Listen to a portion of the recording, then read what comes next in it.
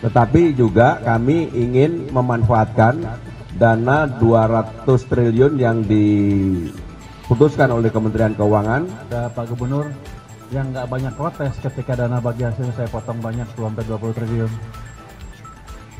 Kayaknya masih bisa dipotong lagi.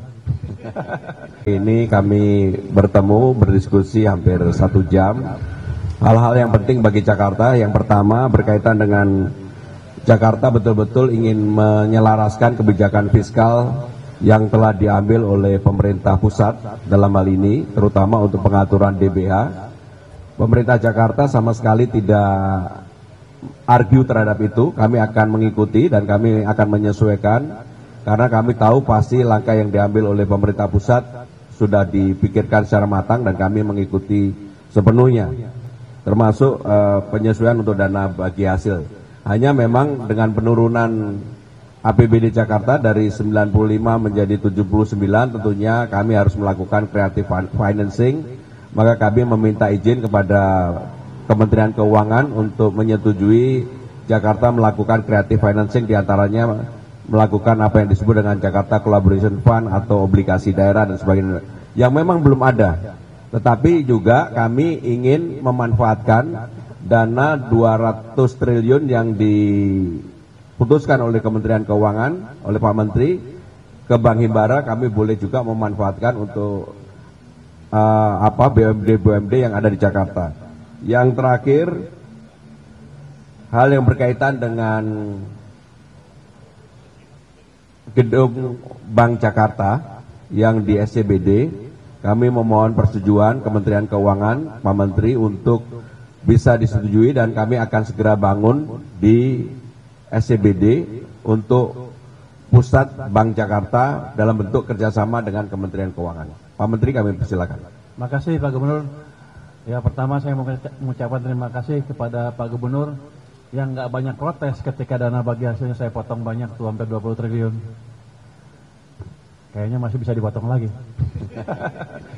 Nggak, tapi gini, itu karena kita lakukan karena ada keterbatasan di sisi fiskal. Tapi ke depan ketika ekonomi sudah berbalik, ketika pendapatan saya dari pajak dan kegiatan yang meningkat, menjelang pertengahan akhir triwulan pertama tahun depan, pertengahan triwulan kedua tahun 2026, saya akan evaluasi pendapatan saya seperti apa. Nanti kalau perkiraannya lebih, saya akan balikan lagi ke daerah. Yang kedua tadi tentang pembangunan gedung Bank Jakarta. Bank Jakarta di Lot 1 ya. Di Lot 1 SCBD. Saya senang banget dengan itu. Kenapa?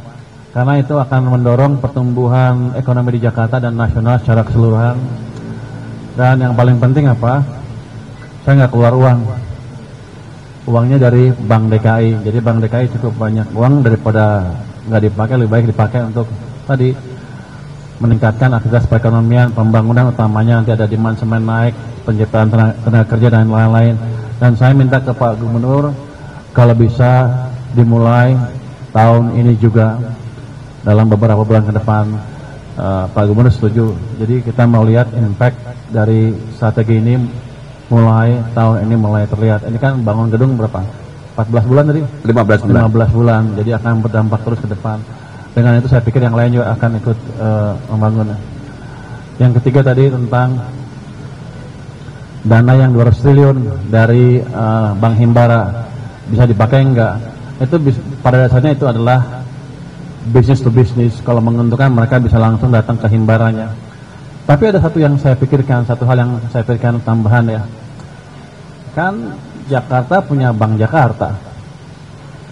Saya taruh di Himbara yang 200 triliun. Gimana kalau saya tambah beberapa puluh triliun ke Bank Jakarta? Saya tanya tadi ke Pak Gubernur, apakah Bank Jakarta bisa nyerap? Jangan sampai saya kasih duit panik terusnya. Waduh, nggak bisa nyalurkan. Kata Pak Gubernur bisa. Jadi nanti kita akan implementasikan strategi yang sama untuk Bank Jakarta dan mungkin untuk satu bank lagi di kawasan Jawa Timur sana. Dalam waktu dekat nanti jumlahnya akan saya hitung. Tapi kalau 10 triliun, 20 triliun aja bisa kali ya untuk nyerap ya.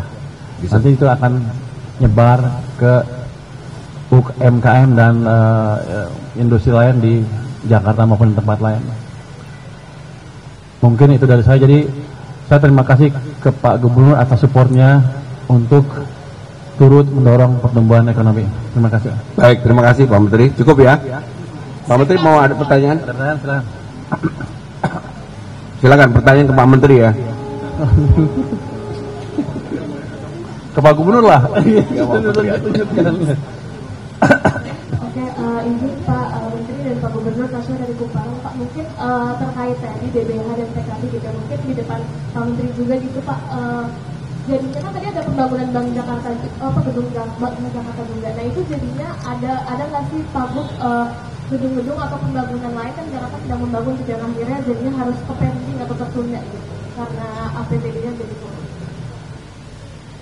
Kalau saya nggak tahu tuh, kalau itu Pak Gub kan. Tapi saya akan coba dengar masukan dari Pak Gub nanti ke depan. Kalau ada yang terganggu kita akan coba lihat bisa dilonggarkan atau enggak. Oh tadi saya lupa jawab tentang Jakarta Fund ya. Ya, Jakarta Collaboration Kita Fund. Jakarta Collaboration Fund, ambisi Pak Gubernur cukup tinggi rupanya. Dia ingin menciptakan fund Jakarta yang bisa tidak dipakai di Jakarta aja, tapi dipakai tempat lain juga. Saya pikir kita akan mendukung strategi itu.